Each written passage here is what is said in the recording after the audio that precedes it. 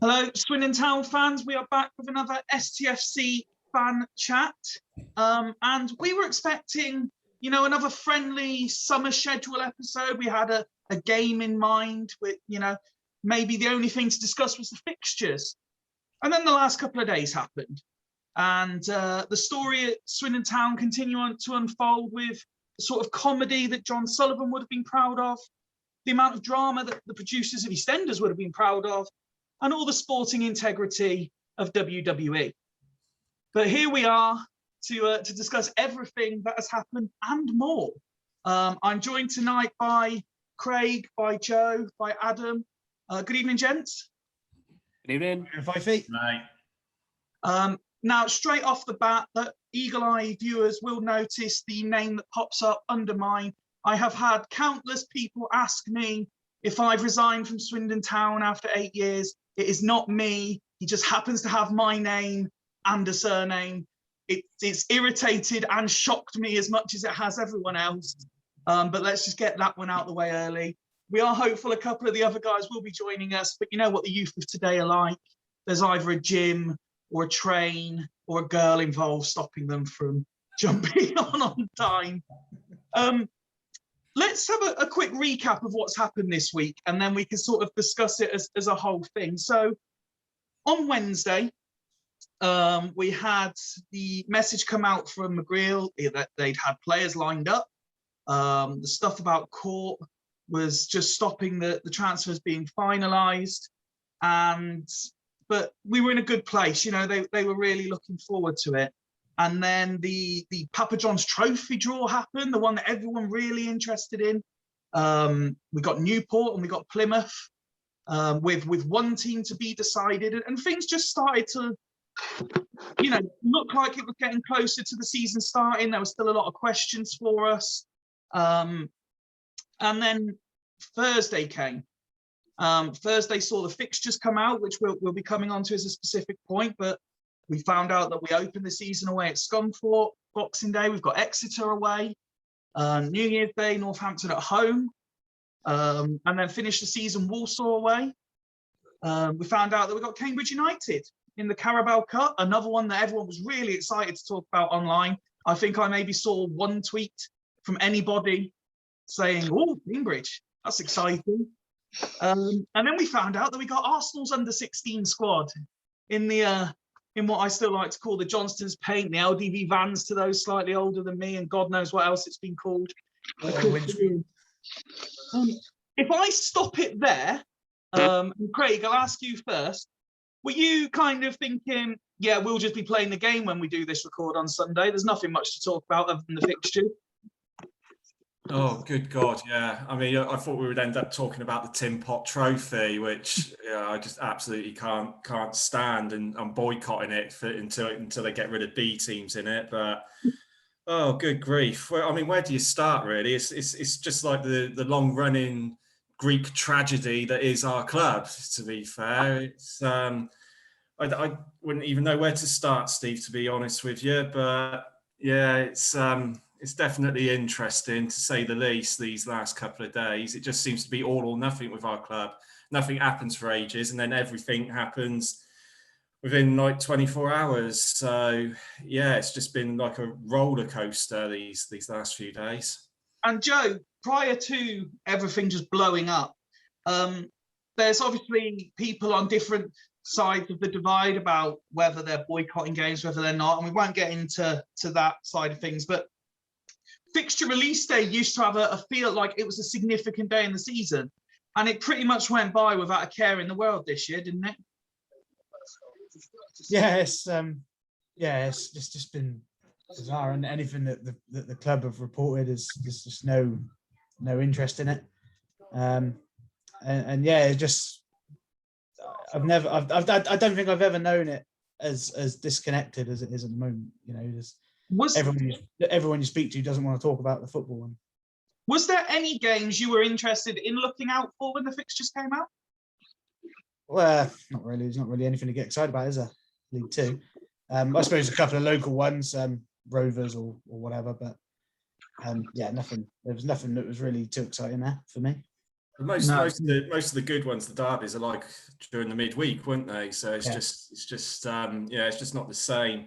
I mean, I quite fancy going up to Harrogate, because it's quite a nice part of the country. Their little ground and everything. It's maybe quite nice up there. But yeah, other than that, there wasn't really. Oh, apart from on the 11th of September when we played Port Vale at home, so that's my birthday. But yeah, other than that, and yeah, like Joe was saying, the fixtures just passed us by, really. I mean, to be fair, I was much the same. I did have a look at the fixtures just because it was something to look at and to talk about. I noticed that Mansfield away is the day after my birthday. So it's not a shocker of a drive from where I am. So it's one to consider maybe. Obviously finishing the season away at Walsall, again, not a shocker for me for where I am. So I might look at that, but very similar. I looked at the fixtures without taking too much interest into who was where and when. Then we came on to Friday, and I mean, obviously, as we've said a few times, we have a chat where we discuss what we're going to be talking in these about. And my phone didn't shut up all day.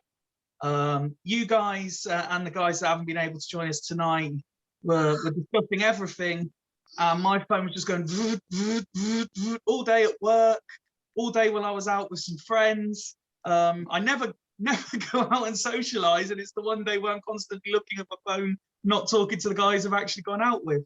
I've tried to keep it in order, so forgive me if it's not, but we had my namesake, Mr. Anderson, he left. Then McGreal and Gilmartin left, which I think in a way shocked quite a few people, particularly as we didn't actually manage the game. Over the course of the next 24 hours, we had various rumours about, had Clem taken over, had he not, who was feeding the information to these outlets and in the know accounts. Then we had the link to Flynn was the number one target to come in as manager. We heard that Jewel had left. Now, I know that's gone out on the BBC, but I don't actually think anything official from the club on that one yet, which is interesting. We heard that Ben Chorley's wanted to replace him, but again, nothing official on that. Adam, I'll come to you first. Where do you want to start with everything that happened sort of Friday and Saturday? Well, I think it was just a slow breakdown of everything, basically. I think I think it's the way it's all come out is strange, but I don't think we should be surprised, if that makes sense, because it's just kind of, he was always, in my opinion, he was always going to, whatever's happened, it was always going to drag out, because there'll be some sort of tie up in the paperwork that says, oh, you don't have to sell this part straight away, or you don't have to sell that part straight away. There'll be some, loopholes that, he's jumping through to lay it out, and, potentially, I don't know how he would earn more money, but potentially earn more money from it to pay off all of that debt. But yeah, I think was it the accounts were released as well on Friday as well, I think, or was that Thursday? I think that was a big step. In terms of giving us an understanding as fans as to how much crap we're really in, as a club as a whole, I guess. And then I was a bit surprised at the resignations. Mutual terminations. I should use the correct terminology. The only reason I was surprised was because it was almost like a rumor-based. Confirmed rumor, if that makes sense, because there was like everybody was saying, oh, Clem's fired him, and then everybody was like saying, oh, it could be Power that's got rid of him, and I mean, it sounds like to me they've just said, well, we haven't got the money, so unfortunately, it's when we haven't got the money to pay for those players. If I can just jump in on that point, Adam, and Christian, I'll ask you. The timing, I agree, seems strange when on the Wednesday we had the statement from them about the transfers, and then Friday they've gone. It just seems that there's something not right about that for me. What did you think to the timing of the manager and the assistant leader? I know nothing, but my hunch looking at it was, I mean, I think Clem would have left them there until it was all confirmed that he was going to take over. I think possibly the statement by McGreal to the press about the players he's got might have triggered Clem to act a little bit quicker. I think the deal's already been done to take over the club, but it's not been announced. But I think McGreal going to the press and saying, "Oh, I've got these players," to me it just seems like a bit of a desperate sort of last minute, ready to go sort of thing. I think that Clem has seen that, and they haven't just been sacked or told to let go. Those two would have been paid up their contract. You know, make no mistakes. It's not going to be a sacking or anything like that. So I feel sorry for them both in the sense that they've not had a chance to do the job they've come in to do. But I expect their contracts would have been paid up anyway, and they must have known it was coming under a new owner.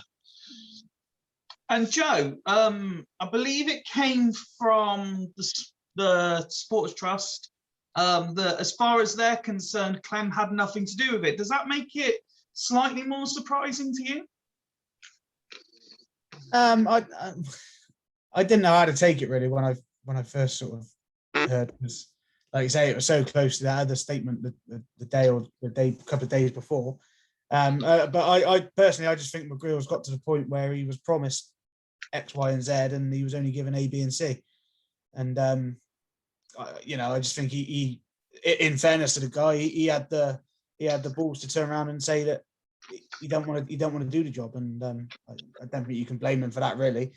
I mean, it's difficult, isn't it? Because without knowing how advanced talks are with the takeover or whatever, you're probably never going to know what the real story was. But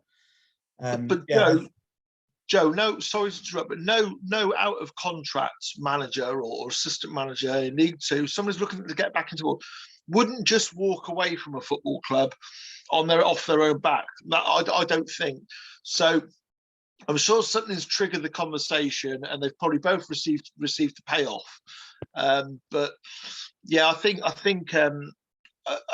discussions have been held. They haven't gone off their own back, but they've not exactly been sacked. It's a mutual termination. Yeah, that's what mutual terminations are, aren't they? They've probably been paid off. No, I agree, and they've probably heard that Clem's got his own guy that he wants to bring in, and they thought, well, we'll bugger off then. Craig, I'll start with you with this question, but I will ask all of you. If the rumour about Flynn is true, would you have had a preference between Flynn and McGreal?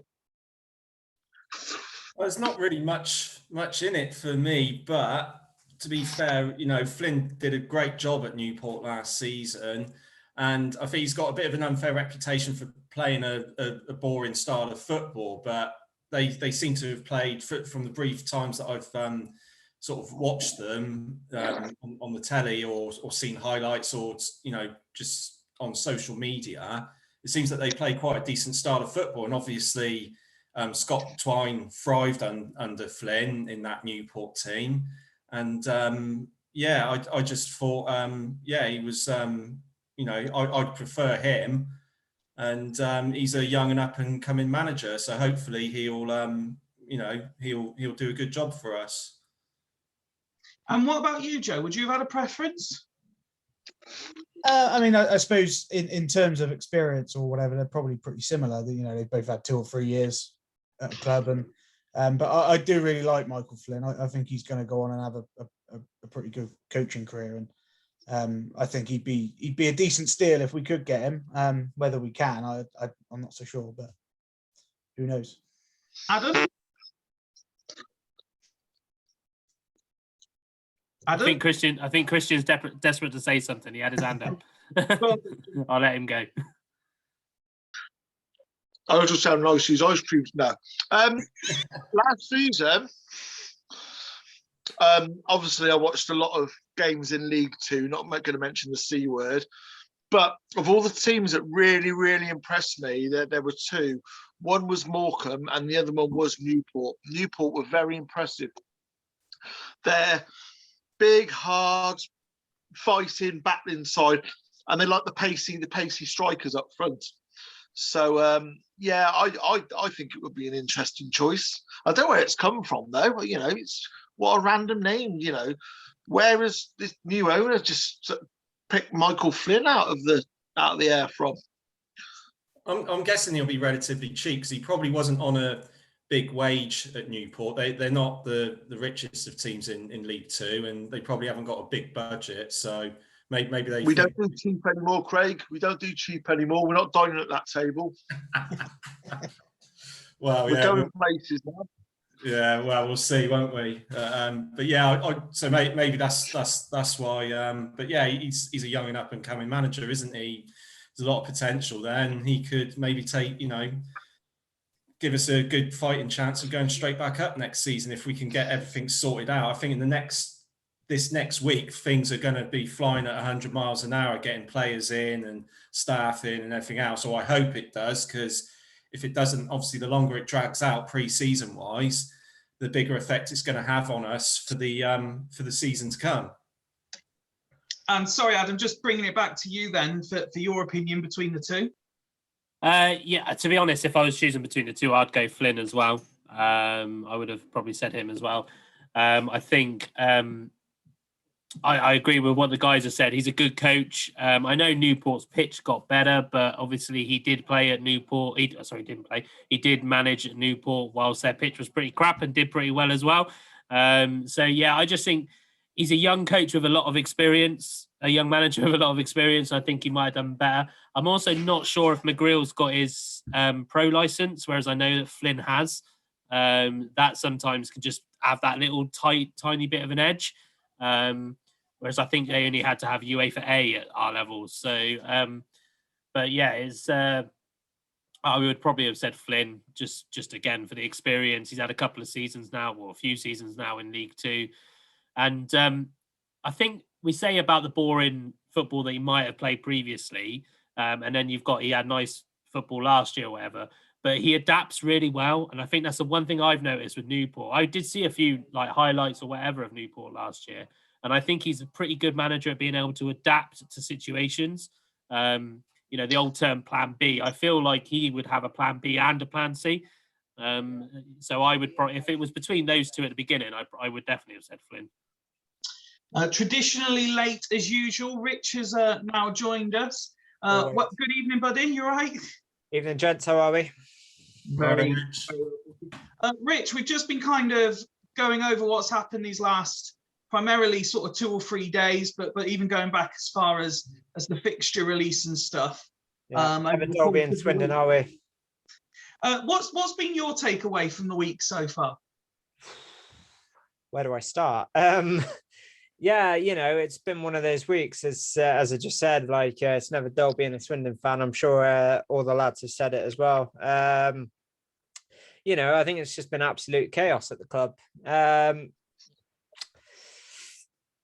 think obviously starting off with on Friday, obviously all hell was breaking loose, wasn't it? With first Anderson going, and now obviously McGreal and Gilmartin going, and I know you guys were just touching on the potential new managerial appointment. I don't know. I had Flynn in there. Who was the other one?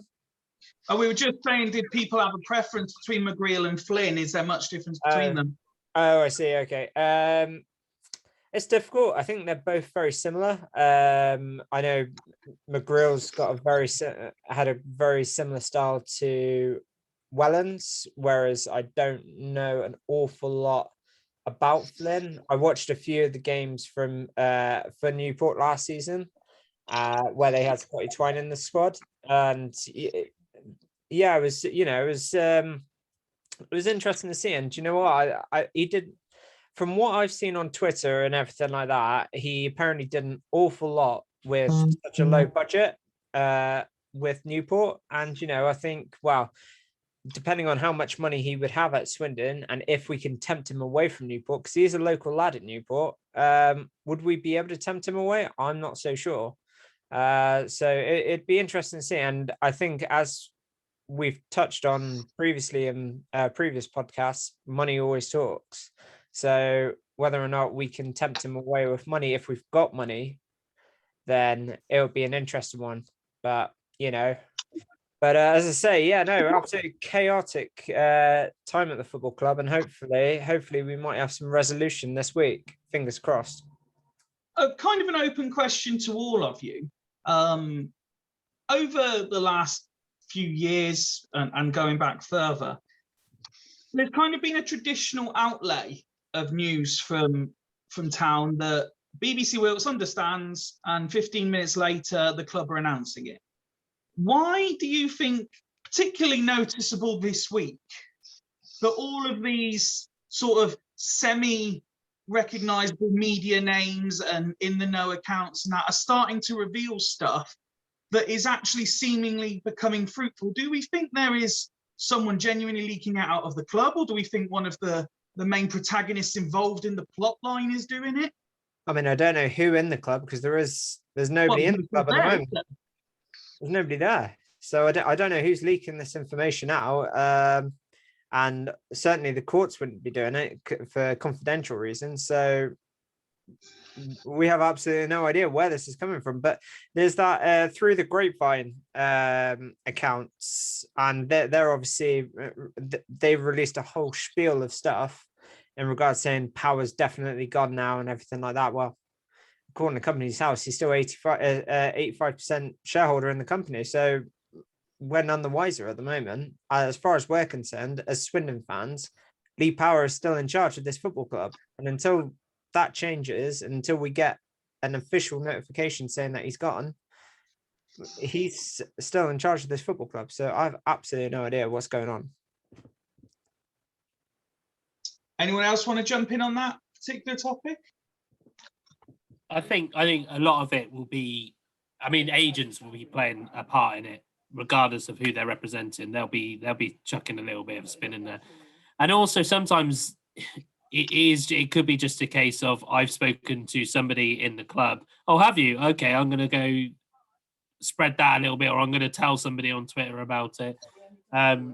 I think because there was one account on Twitter, and I can't remember it, but they were coming out with like just everything in like that just didn't sound like it was ever going to happen. But then there's others that you go, actually, that could happen. It could be. So I mean, I've as I said before when we've asked about the in and know, I'm always a bit like, oh, just wait and see what happens, as opposed to, as Rich said, normally it's when BBC Wilts understands it. Everybody knows it. We just need BBC Wilts to confirm it. That's our golden rule, Woody. Yeah. Well, the problem is BBC Wilts often communicate it late. We already know it. We just need them to confirm it. Is normally the case. Yeah, there is somebody at the club that is feeding this information onto people on Twitter. I know that, and I wouldn't say who it is, but there is somebody at the club that is being a bit naughty with information. Oh, go on. Once in every podcast, Christian always comes up with I know such and such is doing this, but I won't say who. Do you not think Christian might be running one of these in the know accounts? I wouldn't put it past him. I haven't got the time to, but I won't say it on here. But if you remember a few years ago, back under Andrew Fitton, there was a account, someone on called Frody or something on the advert account, absolutely ripping it, telling everything you need to know about Swindon Town. I know who that is. Okay. You keep that one close to your chest then. I was going to say, are we waiting for the big reveal on this one? Sorry, when the camera goes off, but yeah. It will be. It wouldn't surprise me if it would be one of the coaching staff as well, to be totally honest. Because at the end of the day, there's no different than, in the grand scheme of things, than me telling you stuff about my employer. It's like it will be somebody who's probably a coach to one of the youth teams, and just because he's in the building, he sees a lot happening, or she. But you talking to us about your employer may be something that comes up for discussion in a short while, Mr. Woods. So don't get too excitable just yet. But one thing you did mention earlier was the fact that the accounts were made public. Now, as much as I like to tell people I'm relatively good with numbers, I didn't really give it the time to fully digest what was going on. So I don't know if any of you had a proper look at what was put out and can sort of put it in layman's terms for slightly less intelligent people like me. I just saw brackets and 6 figures, and then went, I'm not looking at 7 figures. And said, I'm not looking at this anymore. Yeah, I'm no expert, but it's pretty bad. Are we saying it sort of, if we think back in the not too distant past, are we saying it's like old school Glasgow Rangers bad, where they owe a face paint of 40 quid? I don't know, but I mean, Lee Powers paying himself what 200 odd grand for I recruitment. did see that. Yeah. You know, I mean, that's just amazing, really. Isn't it? Yeah, that was the only thing I could decipher from it. I mean, it might as well have been written in Chinese for me for all the understanding I could have on it. But that one thing, that recruitment fee, I mean, Christ, you know, who's he recruiting? His mate Steve Anderson, his mate Paul Jewell. Wow, 200 grand, well spent that is. Yeah, and he's supposed to be paying Paul Jewell for recruitment. Yeah, precisely. Yeah, it just. Imagine just sitting on your ass all day and earning that amount of money. Well, I bet you Anderson has been to the ground less times than I've had in the last few years, and I'm not a season ticket holder. I don't get to go to many games. But Anderson's resignation thing, he quoted, that he built a strong foundation for future success of the club, creating a strong strategic direction. Well, what fucking direction is that? You know, Craig, that's unfair. It's unfair to say that he doesn't go to the ground. He does go to the ground. He just does fuck all there. Is he not the one that kicked Christian out that time? He didn't. Funny. Good evening, Kieran. Even later than Rich, but thanks for joining us. Yeah, okay.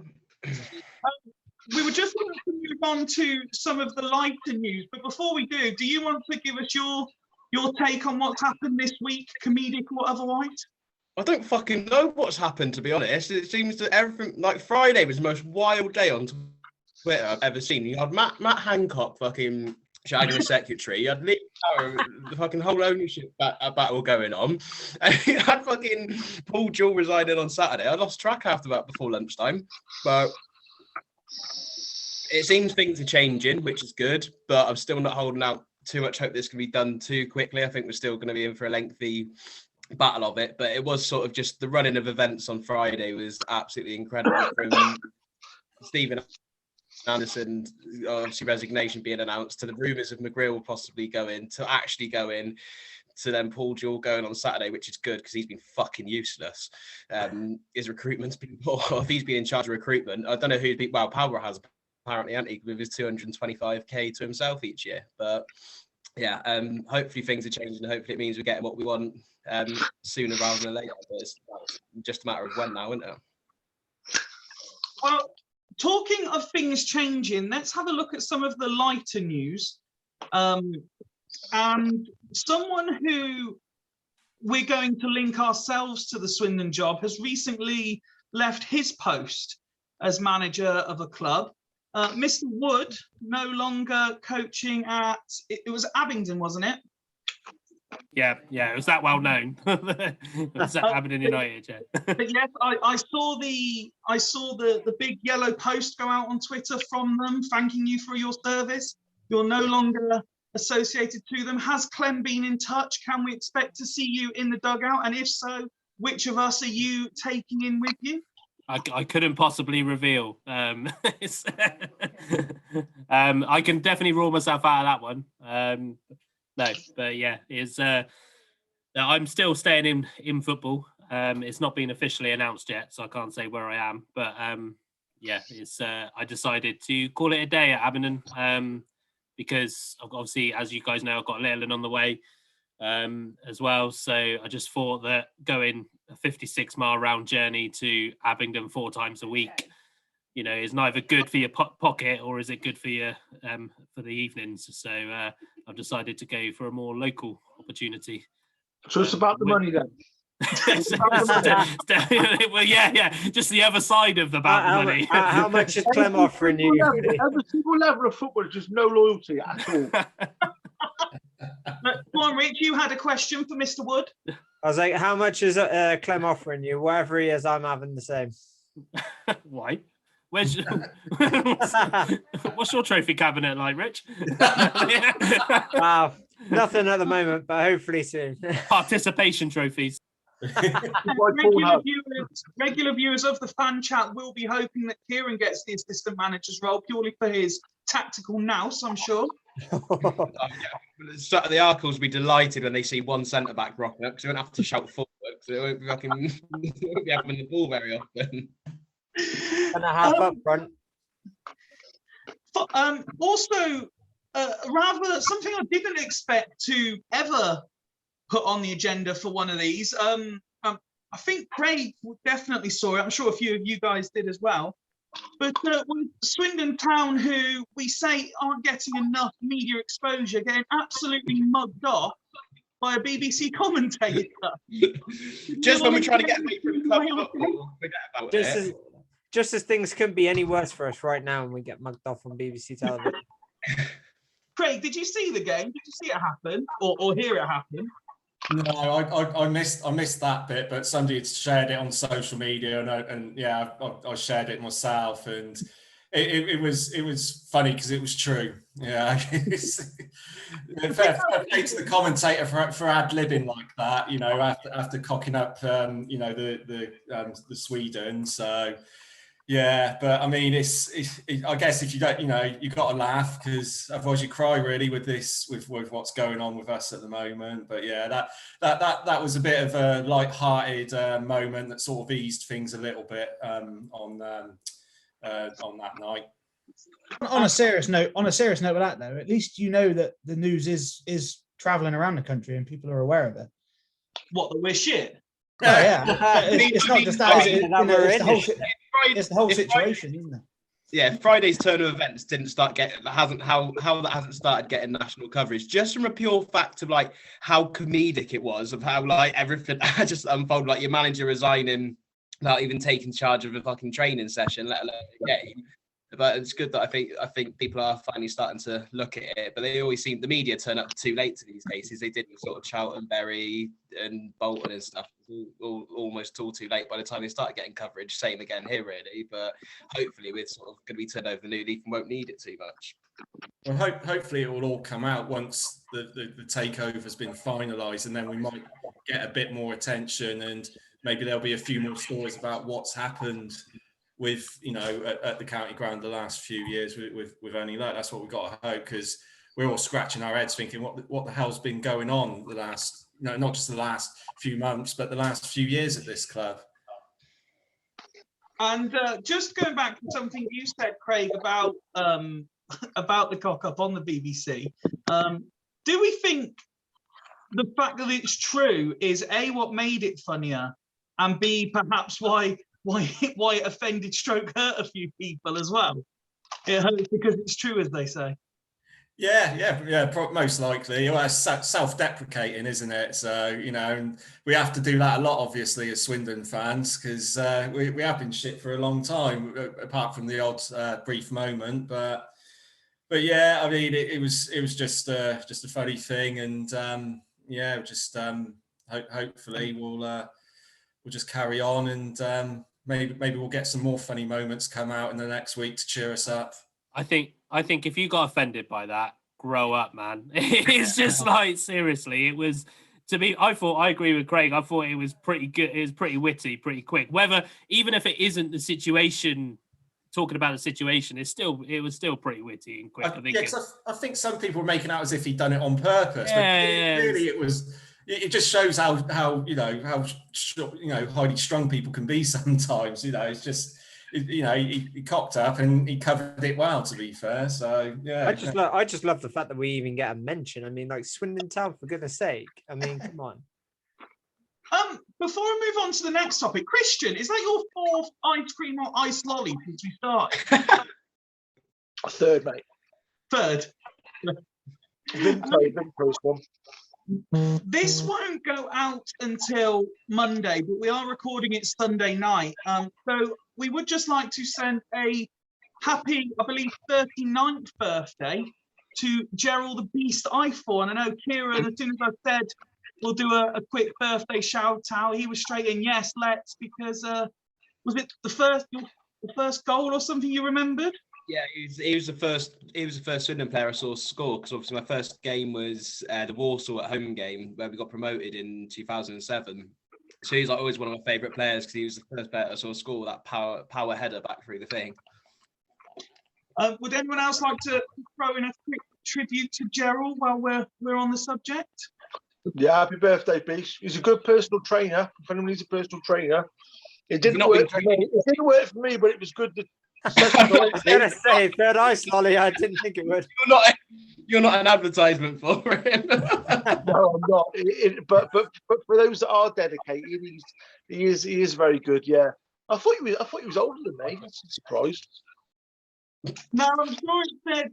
I'm sure it's 1982, which makes him 8 years older than me. There we go. But no. That was just, It's Shane Ned. Great day. Fifey, that was just a dramatic pause, that was. Just Shane letting Ned's you not here. working Charlie out Griffin's how old I am. the other day. Sorry, mate. It's a shame Ned's not here. We could have done a shout out to Charlie Griffin because it was his birthday. Obviously, a great friend of the podcast after. Yes, happy belated birthday to Charlie Griffin as well. One of Ned's favourite players. Wanted him to do well, but he was rubbish. To conclude tonight, gents, if I can, and we'll give you all your say on this one. I'd just like to take things away from SN1 for a moment, if I may, because on Tuesday night there's a small matter of England v Germany at Wembley. Craig, I'll go in the order that you appear on my screen. So, Craig, are you looking forward to it, and what's your prediction for the game? Oh yeah, I'm looking forward to it. You know, it's kind of like a pleasure-pain thing, especially against Germany. You know, we had the 5-1 win when Michael Owen scored a hat-trick. We beat them 1-0. I think it was in the Euro 2000s. That was the first time we beat them. But then, obviously, we had the penalty dramas in 90 and 96. So it's always, it wouldn't surprise me if it went to extra time and penalties. But really, they're not a good German team. They're not the best one I've seen for a long time. So we are better than them, and we should beat them over 90 minutes. So even though I've done absolutely rubbish on the old Super Six, I'm going to predict a 1-0 win for England. Well, I'm looking forward to hearing what Christian has to say in a minute, because as soon as you said that, he went head in hands. Joe, Craig was reminiscing about good and bad moments. Let's not also forget the Lampard, did it cross the line? Yes, it definitely did, but we're not going to give it anyway. Yeah, definitely. And I got to say, after results today, I mean, England, they never have a better chance of winning the Euros. But I got a horrible feeling we're going to lose on Tuesday. I believe, what was it, 3 years ago, we also said we'll never have a better chance of winning the World Cup. Yeah, exactly. And, you know, on paper, the Germany game is the hardest game. And I can just see us mucking it up. Just I hope no Danish fans watch this, because they will insult it. So you think we might lose on Tuesday? Yeah, I'm the same as Craig. I think, you know, if you put the two teams together over 90 minutes, we should beat them. But it's the Germans, isn't it? You can't never write them off. Adam, we always come to you for your tactical knowledge, and you know we might be berating you if rumours of you becoming Swindon manager are true for your tactical knowledge. But there's a lot of talk about Swindon going. I'm doing it now. England going 3 at the back instead of the 4. Would you change it? No, well, no. I'd probably change the personnel. Than that in the dugout. yeah. And just for the record, the move isn't that grand, so I don't want it to sound like it's going to be a big unveiling. But in terms of, I personally wouldn't, because at the end of the day, I know we've not been played flattering style of football or anything or whatever, but I would maybe look more at personnel than formation. If we play 3 at the back, I think it could still work. I've been over optimistic this Euros. I think I've predicted 2 or more goals in every single game. So I am going to go with a 2-1 win. I think the German, as they said, the German side is probably not the strongest German side they've had over the last 10 years or whatever, but they're still a good side. And it's, you know, they've still got players in there that could do the business. And like we've all said, it's Germany against England. It's almost like it's the same with England versus Scotland. On paper, we should have absolutely annihilated them, but it's England versus Scotland. So yeah, but I'm relatively confident it'll be a 2-1. I'm more. People will shoot me. I'm actually more worried about facing Denmark than I am Germany. But yeah, but I'll go 2-1. Rich is a semi-neutral amongst us. Yeah, do you know what? I think after actually watching the Italy and Austria game last night, I think pretty much most teams, possibly apart from Scotland, but they struggled as well, have struggled on the Wembley pitch. Now, I don't know whether or not it's the size of the pitch, but surely with the size of the pitch, you've got more space to pass the ball around, getting the ball forward. It doesn't seem to be working out that way. And you know what? I think this is where England have struggled, you know? I mean, obviously they've managed to get the goals, obviously, against Croatia and the Czech Republic. But, do you know, I couldn't call it. I actually can't call this one. Get off the fence. Say again? Get off the fence. No, do you know, I think Germany have got some attacking threat, and I think they can definitely use it. And I think England got to be on that for sure. I mean, obviously, I know Timo Werner. A lot of people have said he hasn't had the season that he was expected to have. Do you know what? I think he's not done bad. And you know what? He can find those pockets and he can use that space. And I think England have got to be on that. And obviously Havertz, he can touch it in from close distance. So England's probably benefit. They have more than capability to get around that Germany defence. It's whether or not they can keep up that clean sheet now, and whether or not they can stand their ground and stop Germany from scoring, because they've got that in them as well as England do. So it'll be interesting to see. And you know, obviously I want England to win. But, you know, we'll have to wait and see. Kieran? I think we're going to be up for it. I think we're going to be up for it more than any other game we've been in this tournament, because this is a chance for these players to get written into English footballing folklore if they beat Germany on Tuesday night. Like, they're one of 11 players that can bring millions of people joy. And I think they're going to be up for it pure fact. If they beat Germany Tuesday night, they'll go down as some legends. Like, we've beaten Germany in a tournament for the first time in a long, long time, and we've got revenge for 2010, because that's what I want, is revenge for 2010. We might have beaten them 3-2 in Berlin a couple of years ago when we shouldn't have done. We were 2-0 down at half time and 2-0 down, and we had that Jamie Vardy scored like the last minute. That was delightful being there for that. But I think we'll be up for it. I think it's going to be a close game, and I think we'll win it, edge through it 1-0. But I'd take that. I'd take a nervy 1-0, but the goal coming maybe slightly later on than they have done in the games for us, just so we don't have to try and sit there watching through our hands to hold on for as long. But I'm just hoping it doesn't go to penalties and it doesn't go to extra time, because I don't think I can take it. But then obviously, then hopefully we get that quarterfinal next Saturday at 8 o'clock, which will be fun.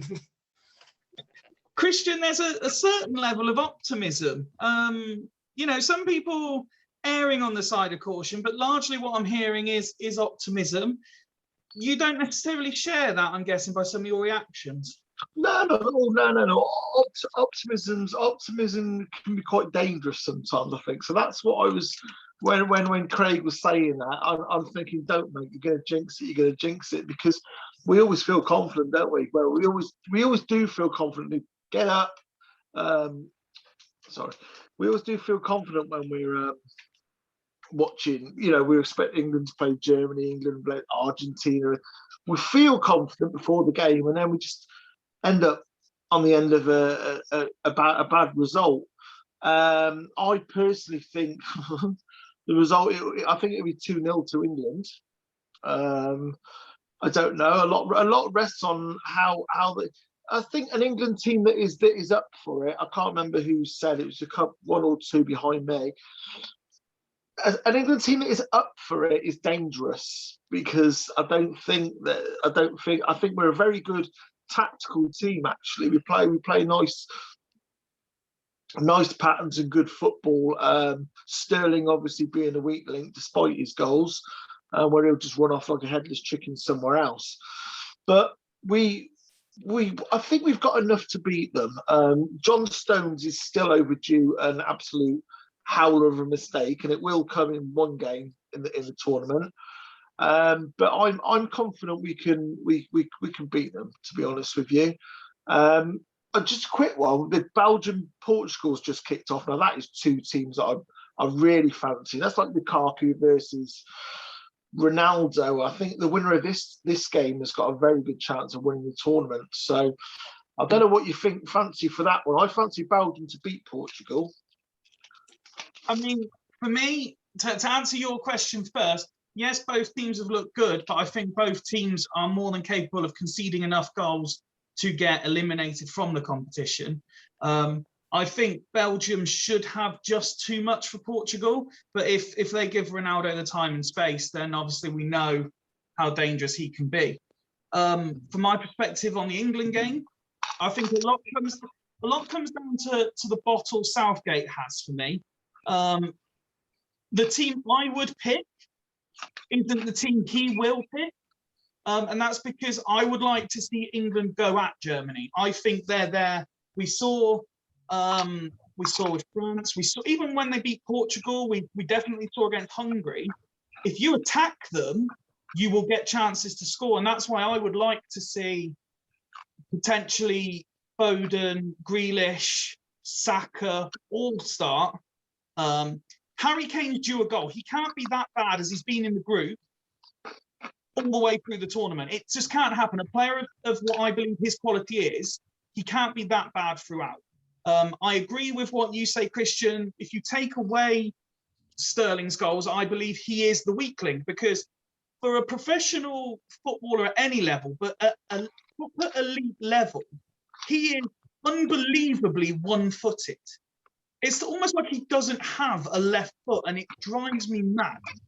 But while he's scoring goals, he won't be dropped. But I'm ever the optimist, and I do believe we will beat Germany. And I think we can do it maintaining our not conceding a goal as well. I mean, I know a lot of people are like, Maguire's got no pace. That's fine. Maguire has no pace, but he does read the game well. You say John Stones is due a mistake, and yes, arguably he is. Doesn't mean it'll happen against Germany. I think Luke Shaw is in a good place himself over the last season or so. He's definitely improved. I always feel more confident when Kyle Walker is playing than certain other right backs. I think his experience and his not just his pace, but his actual sprint speed and recovery speed is very good.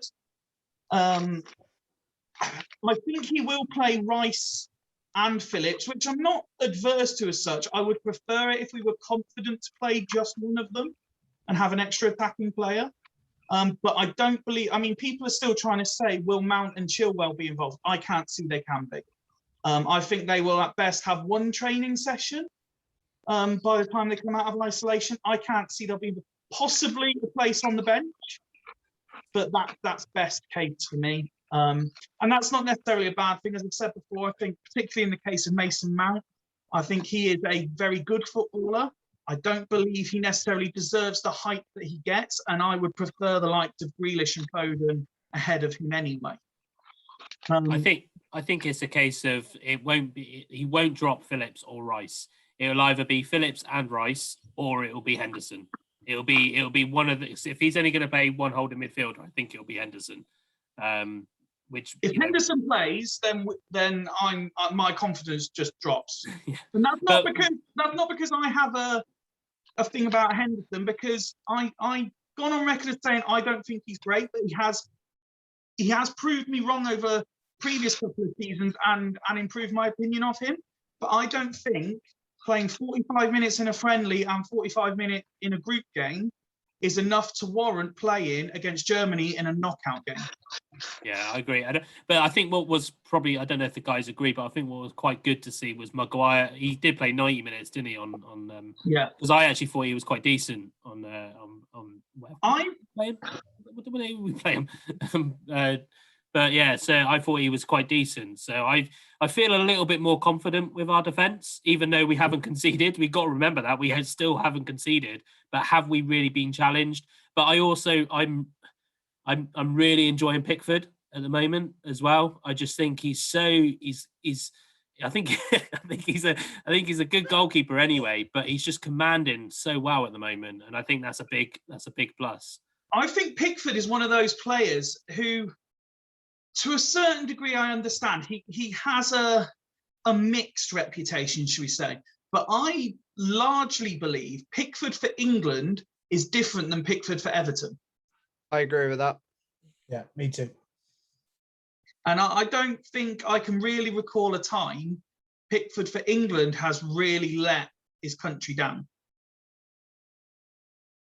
I get that with a lot of goalkeepers actually, when they go and play for international over playing for their club. But I think one thing you got to remember is that you're playing for your club week in, week out. You're going to be prone to mistakes. Obviously, with internationals, you're not doing that each week. You're obviously going off. You're going to do a job. You're doing it for your country. You're proudly wearing that crest. Not that you shouldn't do that for your club either, but obviously you're going to make a mistake as a goalkeeper. As a goalkeeper, I know I've made mistakes in the past, but then I go on a run of good, consistent games, so it's such an isolating position as well, and I think a lot of it is to do with defense. And obviously the defense that he's not saying the defense he's got at Everton is bad, but they've chopped and changed a lot this season. They've chopped and changed a lot in previous seasons, whereas England, obviously they're quite lucky that they've got good defenders. Well, yeah, defense, you know what I mean? I'm picking up on the point you made, Adam, about Maguire. For me personally, I was reading and hearing that Mings was getting a lot of stick for even being in the squad, never mind the starting lineup. And I thought in the first two games, he was probably England's best defender. But when Maguire came in for the third game, I thought there's the difference, because Maguire was doing things that Mings simply can't do. And that's particularly with the ball at feet. I think Maguire offers that extra bit of composure, that extra bit of passing ability. I mean, there was I vaguely recall there was a through ball. I think it was to Grealish, and it just took about 5 players out of the game. You're thinking Mings can't offer you that, and that's no disrespect to Mings. That's just not his game.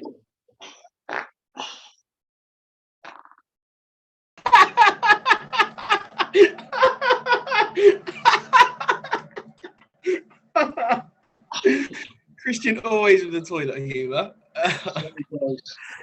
That's what he thinks of that one. Ice cream's gone right through me. Best comedy performance. That pretty much rounds us up with the edition of the fan chat. Is there anything else anyone wants to add before we sign off? Nah, ending that. Says it all. We'll speak again about 2 days' time when it's all kicked off again. And we have a few cool things aside from debating the latest goings on, which it appears there's going to be quite a few in the coming days and weeks. We do have quite a few cool things lined up as well in terms of some other challenges for you guys, as well as maybe 1 or 2 guests coming on for special episodes as well. So looking forward to that over the coming weeks. Kept that quiet, Fifey. Well, for anyone who's relatively competent on Twitter, it's not that quiet who one of them might be, that's for sure, because it's all over. But if that's it, then until next time, thank you, gents. Thank you to anyone who's watching. As always, if you'd like to get involved, just drop one of us a tweet or a message on Facebook. They'll always send them on to me and we will get you involved. But until next time, good night.